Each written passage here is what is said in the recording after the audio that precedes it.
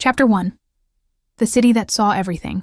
In 2015, Savannah, Georgia, moved at its own slow, humid pace. Streets lined with live oaks draped in Spanish moss whispered the weight of centuries, and the river's brackish breeze carried both the scent of salt and the murmur of old secrets. In this city, everyone knew each other's names, and reputations were as enduring as the brickwork in the historic district. Lisa Hunt had spent her entire life under the looming presence of her older brother Daniel. He was the golden boy of Savannah's South Side, the former high school football captain, whose name still lingered in local newspapers whenever charity events needed a recognizable face.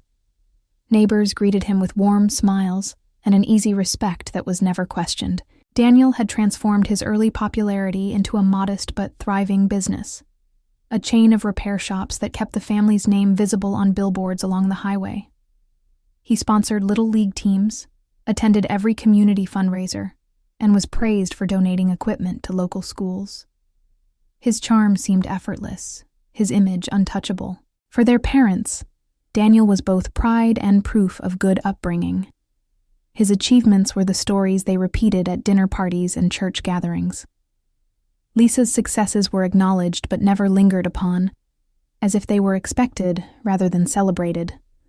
Her life felt like a quiet footnote to his headline. Lisa's own path was quieter, built on steady work and personal goals.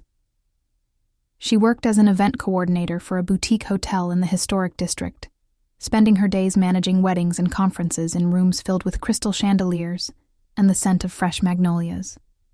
She valued order, precision, and quiet accomplishment. Yet, a peculiar pattern threaded through her life.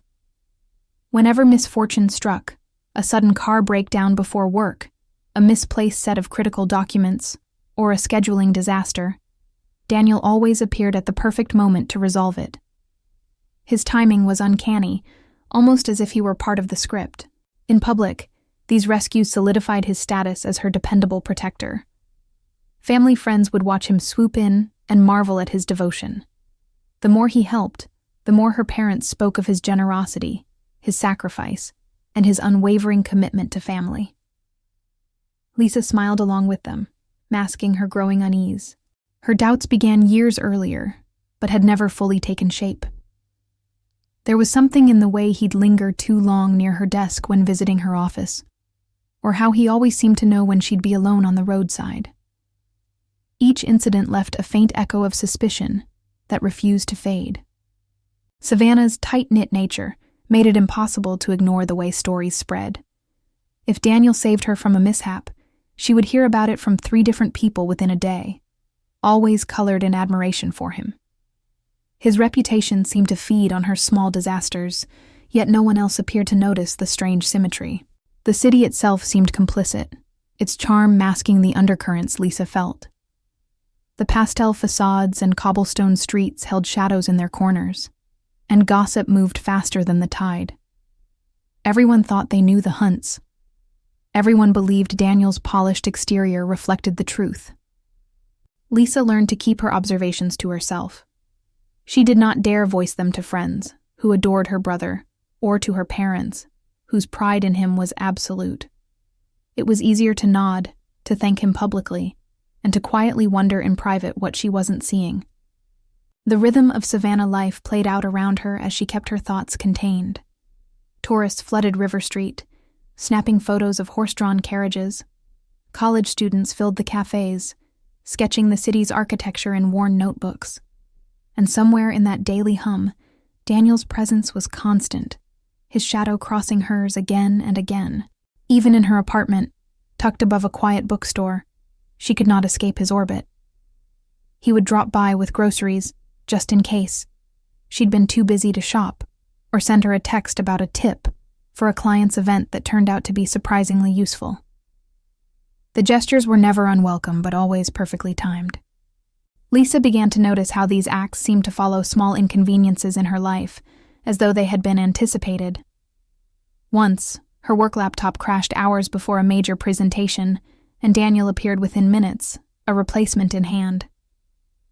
She had never told him about the crash, yet he claimed a lucky guess. The praise he earned from these moments was immediate. Her parents would beam, friends would commend him, and Daniel would deflect with a humble smile. Each event deepened the public narrative of the protective older brother, while Lisa's role was fixed as the one who always needed saving. It became part of her identity in the eyes of others, a story told without her consent. She was the capable woman who still somehow required her brother's steady hand. And in Savannah, where stories were currency, that identity was difficult to change once it took hold. The truth was, Lisa was not helpless.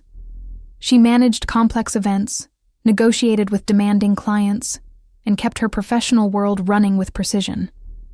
But those abilities vanished in the family narrative, replaced by the image of the grateful sister rescued time and again.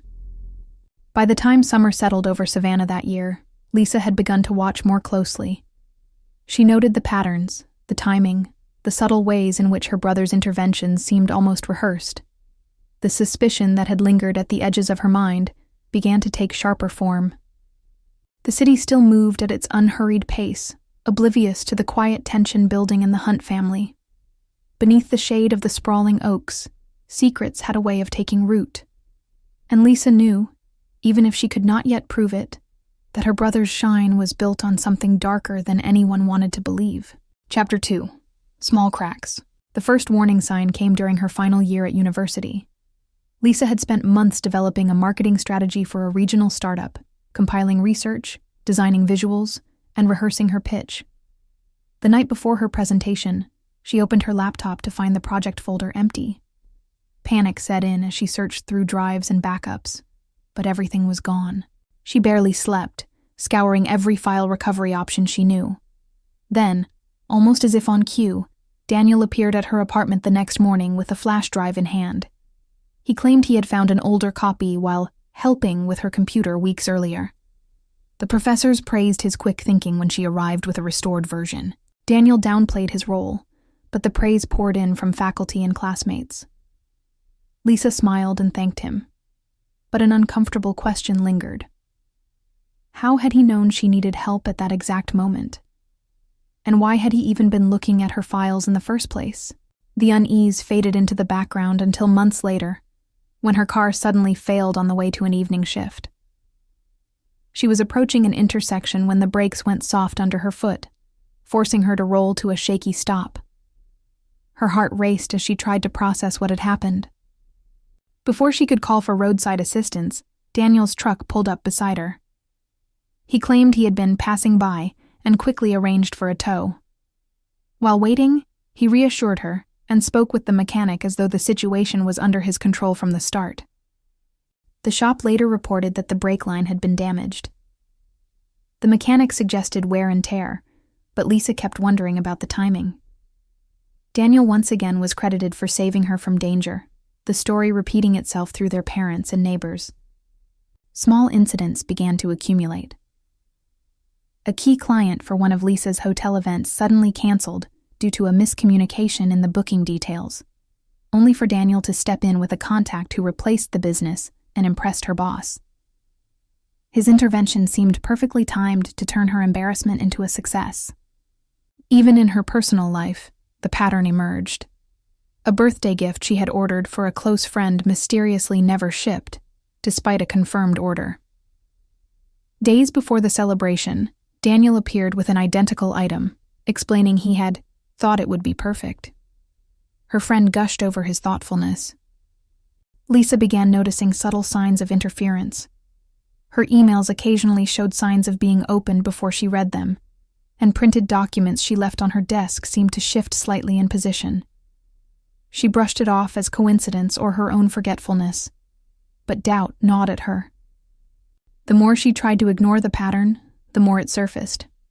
A small scheduling error for a charity gala threatened to disrupt weeks of planning, until Daniel appeared with an extra venue booking, claiming he had a hunch she might need it. His hunches were becoming unnervingly precise. Savannah's gossip channels amplified every one of these rescues. Friends would remark on how lucky she was to have a brother so reliable, how rare it was to find family members willing to drop everything to help. Lisa smiled, masking the unease that came with their admiration. Her parents seemed to grow more enamored with Daniel each time. At dinners, they recounted his acts with pride, as if each story were a medal pinned to the family name. Lisa sat quietly, listening, wondering how many of these medals had been forged in ways no one wanted to imagine. In the quiet moments between work and home, she replayed events in her mind. The missing files, the brake failure, the vanished gift order, each on its own could be explained away. Together they formed a sequence too deliberate to ignore. She began keeping small mental notes. The last time she had seen certain documents, the moments Daniel had access to her things, the expressions on his face when a crisis unfolded, and before anyone else had reacted. Little details etched themselves into her memory. Sometimes she caught herself scanning the street when she left her apartment, half expecting his truck to be idling nearby. It was as if he existed in the periphery of her life, ready to step in, but only after she stumbled. That readiness began to feel less like coincidence and more like design. She did not yet have proof, only intuition sharpened by repetition. The sensation was like standing on an old wooden floor and hearing the faint crack beneath the boards. Small, but enough to make her step more cautiously. By autumn, the chain of coincidences had become impossible to dismiss. Lisa's life looked to others like a series of challenges met with timely rescue. To her, it was beginning to look like a pattern built by unseen hands, and the cracks, once small, were slowly widening.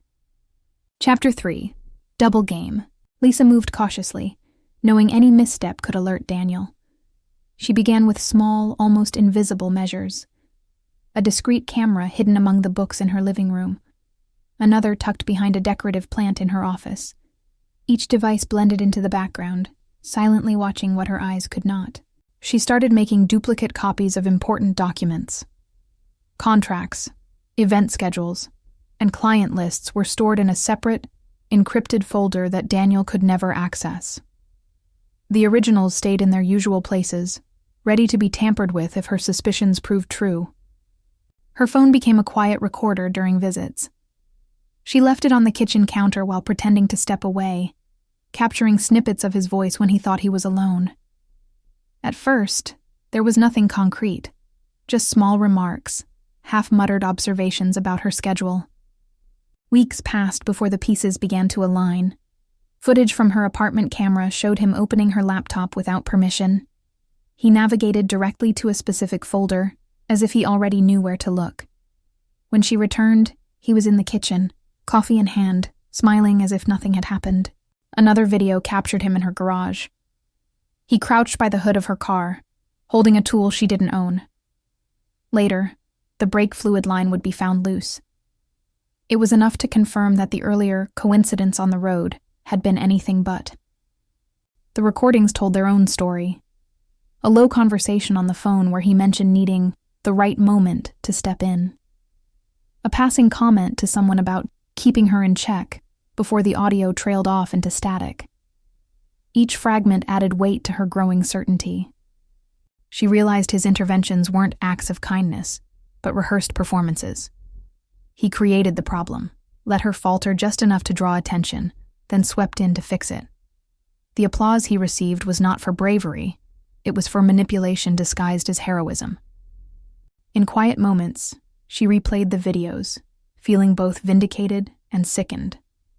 There was no more room for doubt. Every time her career or personal life began to outshine his, something went wrong, and Daniel was always there to help. The motive became clearer as she pieced it together. Her rising success at the hotel threatened the narrative their parents cherished. In a city where reputation was currency, Daniel could not afford to share his pedestal. If Lisa appeared equally capable, his role as the family's golden child would weaken. She tested her theory by making subtle changes. She left false schedules where he could see them, only to watch planned accidents align with those dates. It was like bait, and he took it every time. She documented everything. The evidence grew into a meticulous collection, time-stamped footage, audio recordings, and matching records of sudden mishaps. Each file was labeled, cross-referenced, and stored in multiple locations. She treated it like preparing for a trial, because in a way, that's what it would become. Despite the temptation to confront him immediately, Lisa restrained herself. A private confrontation would give him space to deny, twist, or destroy evidence. She needed a stage where the audience could see the truth as it unfolded, with no chance for him to rewrite the story. Her thoughts turned toward the moments when the family gathered. Birthdays, anniversaries, and holidays, all perfect opportunities for Daniel to bask in admiration. But they could also serve as the setting for his unmasking. She imagined the scene.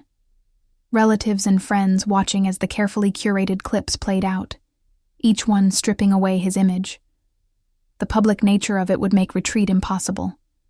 His words, his actions, his sabotage, displayed without room for doubt. Still, she knew timing was critical.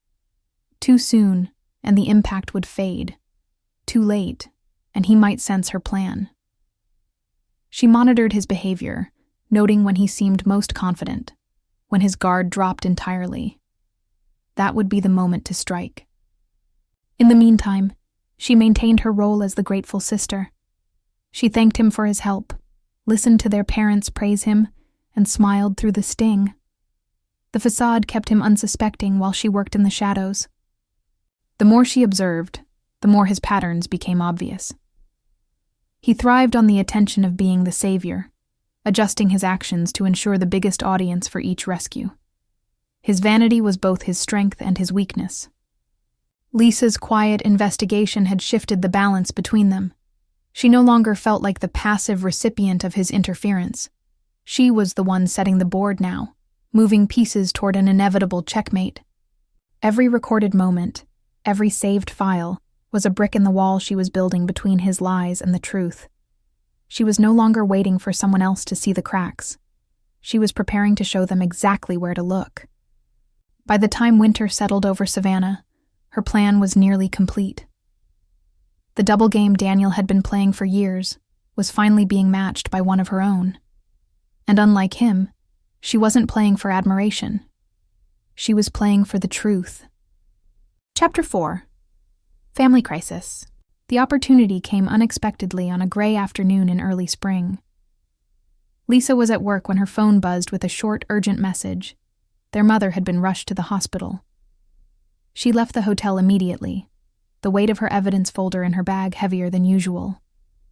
By the time she arrived at her parents' home, the house was already crowded. Relatives filled the living room, their conversations hushed. Neighbors brought casseroles, placing them on the kitchen counter as if food could absorb the shock. Daniel was at the center of it all, moving from room to room with confident purpose. He coordinated with the doctor on the phone, arranged for prescription pickups, and delegated tasks to willing hands. People praised his composure and leadership in low voices. Lisa stood near the doorway, quietly observing. Every nod of approval, every grateful glance toward him was a reminder of the story everyone believed. In their eyes, Daniel was the pillar holding the family together. Her father sat in the corner, pale and tense, speaking softly to a visiting neighbor. Lisa joined him briefly, squeezing his hand before stepping away. She didn't want to draw attention just yet. Her time would come. The room's atmosphere shifted each time Daniel spoke. His instructions were clear, his tone firm but reassuring. It was the perfect stage for him. An urgent situation with an audience eager for someone to take control. Lisa kept her folder close, its contents ready. She had chosen this moment not out of cruelty, but because the impact would be undeniable. Here, surrounded by people who admired him most, the truth would have the sharpest edge. In the kitchen, a group of aunts discussed her mother's condition. Lisa listened quietly, catching phrases like, "Daniel's such a blessing," and "always there when it matters." Each word reinforced how deep his image had sunk into their minds. When the doctor called back with updates, Daniel put the call on speaker so everyone could hear. Their mother was stable, recovering at the hospital, but would need rest and careful monitoring at home. The room sighed in collective relief. With the immediate fear eased, attention turned to practical matters. Daniel began organizing shifts for family members to stay with their mother during recovery. Lisa noticed how he assigned himself the most visible tasks. She stepped into the hallway, taking a slow breath. Her plan required precision. The tension had to settle just enough for people to absorb new information, but not so much that they dispersed. The moment was approaching. Her cousin stopped to ask if she needed anything. Lisa smiled and shook her head, keeping her calm exterior intact. Inside, her thoughts moved quickly, replaying the steps she had rehearsed in her mind for weeks. From the living room came the sound of Daniel recounting an old story about helping their mother after a minor accident years ago. Laughter followed, tinged with admiration. Lisa felt the weight of her choice pressing down harder. She positioned herself by the doorway, in clear view of everyone. The folder rested against her arm, its neat stack of labeled files and USB drives ready. Each piece of evidence had been chosen for clarity and impact. Daniel noticed her but continued speaking, his voice carrying easily over the low murmur of the crowd. He thrived in these moments, the center of gravity in the room. Lisa waited until a lull in the conversation, when all eyes shifted naturally toward her. She didn't rush. Silence, she knew, could be more powerful than any sudden movement. The plan was simple. Present the truth in front of those who mattered most to him. No chance for him to isolate her. No room for whispered denials. Once the evidence was seen, the story would change forever. She glanced at her father, who was watching her with quiet curiosity. He didn't know what she held in her hands, but there was a flicker of recognition in his eyes, as if he sensed something was about to shift. The hum of conversation faded as Lisa stepped fully into the room. She could feel the collective attention turning toward her, waiting for her to speak. Her pulse was steady, her expression calm. She was no longer the sister in need of rescue. In that moment, she was the one about to alter the narrative that had ruled their family for years. The folder felt almost warm against her palm. Every document, every recording inside was a thread leading to the same conclusion. The truth was ready to be seen. She didn't open it yet. Timing was everything, and the stage was set. The crisis had drawn them all together. The truth would hold them there. Outside, the late afternoon light filtered through the curtains, casting long shadows across the room. Inside, another shadow, the one cast by Daniel's carefully maintained image, was about to be split apart. Lisa held her ground, letting the quiet stretch just a moment longer. When she finally spoke, the truth would no longer be a private suspicion. It would be a shared reality. Chapter 5: The Unmasking. The conversation had shifted to the topic of medical expenses, with relatives debating insurance coverage and payment plans. Daniel leaned forward in his chair, speaking with authority about what needed to be done. All eyes were on him, his voice steady and commanding. Lisa moved quietly toward the television against the wall. Her laptop was already connected, the screen black and waiting. She picked up the remote, her hand steady despite the weight of the moment pressing in on her. The hum of voices filled the room until the soft click of the TV broke through. A few people turned, curious. The screen flickered, revealing the first frame of a security video. Grainy but clear enough to see Daniel at her desk, scrolling through files that weren't his. At first, the room stayed still. Then came the unmistakable image of him deleting her project folder. The date and timestamp in the corner left no room for doubt. A murmur rippled through the group, low and uneasy. The video shifted to another scene. This time, Daniel stood beside her car in the garage, crouched low with a tool in his hand. His movements were deliberate, loosening a line beneath the hood. The camera caught every second. Lisa didn't speak. She let the footage speak for itself. One clip followed another, an overheard call where he fed false information to her manager, a moment in her office where he slipped a document into his jacket pocket. The air in the room changed. The easy warmth that had filled it earlier was replaced by a dense, almost physical tension. No one moved. Even the children, sensing something was wrong, grew silent. Her mother, pale and weak from the recent hospital stay, stared at the screen. Her eyes shifted between the moving images and her son's face. The shock was visible, settling into the lines around her mouth. Her father sat back in his chair, his hands gripping the armrests. His gaze stayed fixed on the screen, as though he was trying to reconcile the man in the footage with the son he thought he knew. Neighbors and family friends exchanged glances. They had seen Daniel in countless moments of public generosity, fixing a car for free, helping a neighbor move. But they had never seen him like this. The final clip played.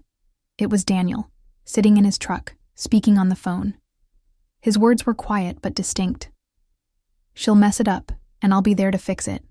Same as always." The call ended, and the screen went black. Silence followed. It stretched for several long seconds, heavy and unbroken. Lisa stood beside the TV, her laptop still open, her expression calm but unreadable.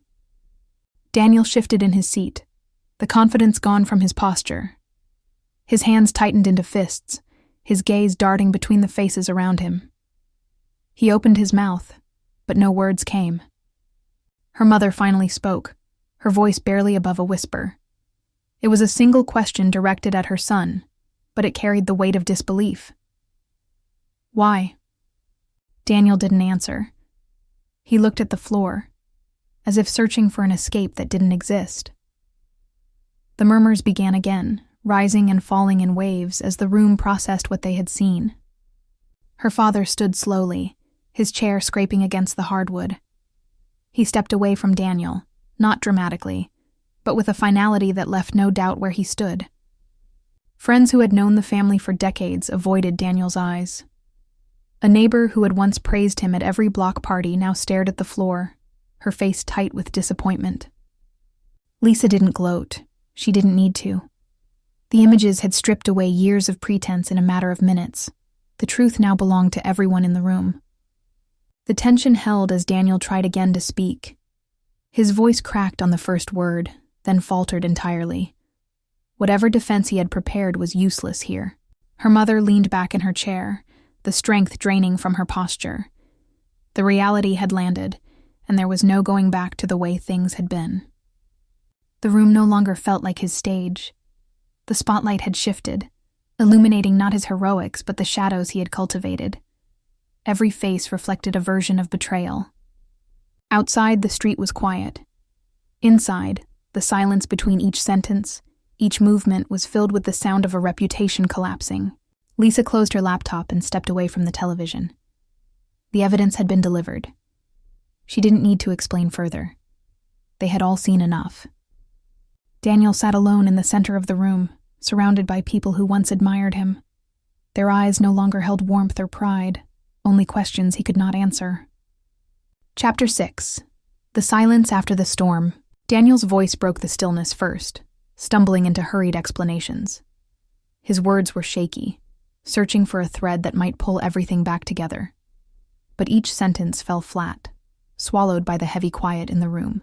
No one leaned forward to listen. Eyes that once lit up at his stories now remained fixed, cold and steady. The silence pressed in on him, suffocating the rhythm he had relied on for years. Lisa stood near the doorway, watching without speaking. She felt no need to defend her evidence. It stood unshaken, its weight impossible to ignore. The truth filled the space between them, undeniable and immovable. Daniel's attempts at justification shifted into half-formed accusations, but even those faded. He seemed to realize the room no longer belonged to him. His gestures grew smaller, his shoulders drawn inward. Her mother stared at the floor, her hands clasped tightly in her lap. Her father stood a few steps away from Daniel, his back rigid, a barrier that no longer offered the comfort of alliance. Friends began to drift toward the door, their farewells muted. No one embraced Daniel as they left. They avoided his gaze, carrying with them the new story they had witnessed firsthand. The once bustling living room now felt hollow, as though the air had thinned. Every creak of the floorboard sounded louder, every breath sharper in the absence of conversation. Lisa felt the weight of the moment settle in her chest, not as triumph, but as resolution. She had not sought joy from his downfall, only the clarity that truth could bring. Daniel remained seated, staring at his hands as if they might offer an answer. He didn't look up when she moved toward the door, her steps quiet on the hardwood. She stepped outside into the cool air. The sky was dimming into the first shades of evening, the scent of the river drifting on the breeze. It felt like a release, the tightness in her lungs loosening at last. The neighborhood was still. Curtains twitched as curious eyes peeked from windows, the news already starting to ripple beyond the walls of the house. Lisa walked slowly down the path, her bag light despite the folder it carried. She no longer needed to hold on to the evidence. It had done its work. She thought about the conversations that would come. Family members seeking answers, friends asking for the missing details, and perhaps, one day, Daniel himself trying to explain in words that might carry meaning. But that was for later. For now, the noise of explanation and defense was gone, replaced by a rare and complete quiet. She reached her car, resting her hand briefly on the roof before getting in. The metal felt cool against her palm, grounding her in the moment. The drive away from her parents' house was unhurried. Streetlights flickered on as she passed, casting brief halos over the empty sidewalks. Each turn of the wheel carried her further from the weight of the room and closer to the space she had carved for herself. It wasn't victory she felt, but a deep, steady calm. She knew the city would talk. Savannah had always been quick to share its stories, and this one would travel fast. Daniel's image would not vanish overnight, but the cracks in it were permanent now. The man everyone had admired would be remembered differently. The mask had slipped, and behind it was a truth the city could not unsee. Lisa parked outside her apartment and sat in the stillness for a moment. Through the windshield, she could see the warm light spilling from the bookstore below, a reminder of the life she had built apart from her family's shadow. She climbed the stairs slowly, unlocking her door with deliberate care. Inside, the familiar quiet wrapped around her. The space was untouched, safe from interference. She set her bag on the counter and looked out the window toward the darkened street. Somewhere in that distance was the house she had left behind, and the silence that now lingered within it. She didn't know what would come next, whether the rift would heal or deepen, but she knew that whatever happened, it would happen without illusions. For the first time in years, she felt unbound by the story others had written for her. The city that had always seen Daniel as the hero had finally seen him unmasked, and in that truth there was peace.